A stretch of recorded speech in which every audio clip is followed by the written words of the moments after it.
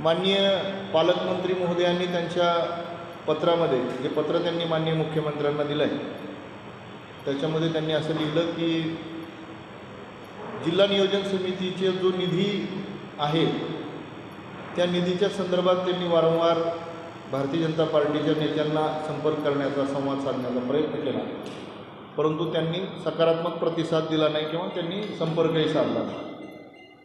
तर या संदर्भात मी तुम्हाला जाताना तो फोटो आपल्याला देतो. दिनांक 26 मार्च 2025ला इथे उपस्थित असलेले आमच्यापैकी 3 जण आणि तत्कालीन जिल्हाध्यक्ष संताजी पाटील चालुक्य, आमचे बांधकाम माजी सभापती दत्ताजी देवळकर आणि स्वतः राणा जगजितसिंह पाटील साहेब, आम्ही सगळेजण पालकमंत्री महोदयांच्या दालनामध्ये जाऊन आम्ही त्यांची या विषयावर भेट घेतली होती आणि या विषयातली आमची सगळी भूमिका आम्ही स्पष्टपणे त्यांना मांडली होती. त्याचा फोटो आमच्याकडं उपलब्ध आहे. त्याचसोबत त्यांनी असं सांगितलं की माननीय मुख्यमंत्र्यांकडं त्यांनी पत्र लिहिलं. मुळामध्ये माननीय पालकमंत्री स्वतः सरकारचा घटक आहेत, सरकार आहे, त्यामुळं त्यांना पत्र लिहिण्यापेक्षा सुद्धा ते केव्हाही कधीही माननीय मुख्यमंत्री, माननीय दोन्ही उपमुख्यमंत्र्यांना भेटू शकतात. आणि असं असताना सुद्धा त्यांनी हे पत्र मी समाज माध्यमांना उपलब्ध करून देतो किंवा उपलब्ध करून देणं, यातनं त्यांना काय साध्य करायचं आहे हे आमच्यासाठी चिंतनाचा विषय. मुळामध्ये जिल्हा नियोजन समितीच्या निधीची स्थगिती हा विषय आमच्यासाठी नाही आहे. तर जिल्हा नियोजन समितीच्या निधी वाटपामध्ये जी अनियमितता आणि जे गैरप्रकार झाले होते त्या गैरप्रकारांना थांबवावं आणि ते गैरप्रकार माननीय पालकमंत्र्यांच्या निदर्शनाला आणून द्यावं, हे आमचं पहिलं कर्तव्य होतं आणि ते केलं. आम्ही माननीय पालकमंत्र्यांना ते जाहीरपणे दाखवलं की बाबा या 10 ठिकाणी हे 10 प्रकार चुकीचे घडत आहेत, काही अपप्रवृत्ती या निधीच्या विषयानं काम करत आहेत. तर या सगळ्या विषयांवर आपण प्राधान्याने लक्ष द्यावं. परंतु इतकं सगळं असताना सुद्धा त्यांच्याकडनं कुठल्याही पद्धतीच्या सूचना माननीय जिल्हाधिकारी साहेबांना झाल्या नाही किंवा जिल्हाधिकारी कार्यालयात किंवा नियोजन विभागामध्ये झाल्या नाही. त्यामुळं त्याच सूचना आणि तेच विषय आम्ही आमच्या वरिष्ठांपर्यंत पोहोचवले आणि मग वरिष्ठांपर्यंत पोहोचल्यानंतर हा सगळा प्रकार जो की आपण सगळे जाणता. आणि या विषयापर्यंत आल्यानंतर मला आपल्याला परत एकदा एक विषय सांगायचा आहे की कुठल्या लोकांनी यामध्ये कुठलं गैरकृत्य केलं आहे.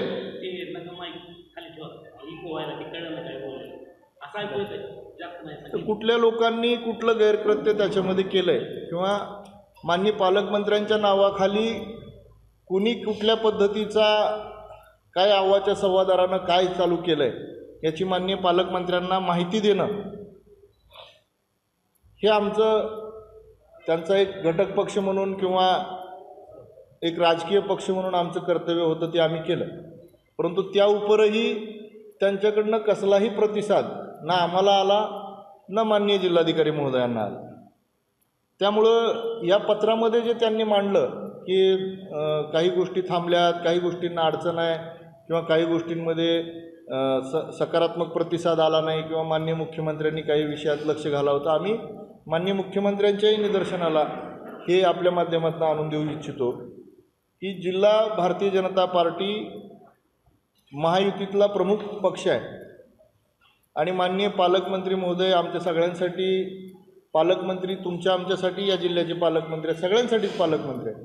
त्यांच्या नावामध्ये पालक शब्द आहे. तर त्यांनी पालकाच्या भूमिकेत येऊनच या सगळ्या विषयांना न्याय दिला पाहिजे.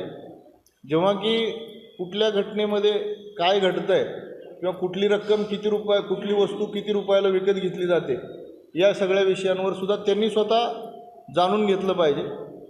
आणि कुठल्याही पद्धतीचा निधी अडवणं, निधी थांबवणं किंवा निधीला कुठंतरी ब्रेक लावणं किंवा त्याच्यात काहीतरी वेगळा इंटरेस्ट क्रिएट करणं हे या सरकारचं काम नाही. हे सरकार कृतिशील आणि गतिशील सरकार आहे आणि त्याच्यासोबत या जिल्ह्यातले नेतृत्व किंवा आम्ही सगळेसुद्धा त्याच अनुषंगानं काम करतो आहे. त्यामुळं माननीय पालकमंत्र्यांनी ज्या गोष्टी माननीय मुख्यमंत्र्याच्या पत्रामध्ये लिहिलेल्या आहेत त्या कुठल्याही पद्धतीनं सुसंगत आणि सत्य आहेत असं आम्हाला वाटत नाही.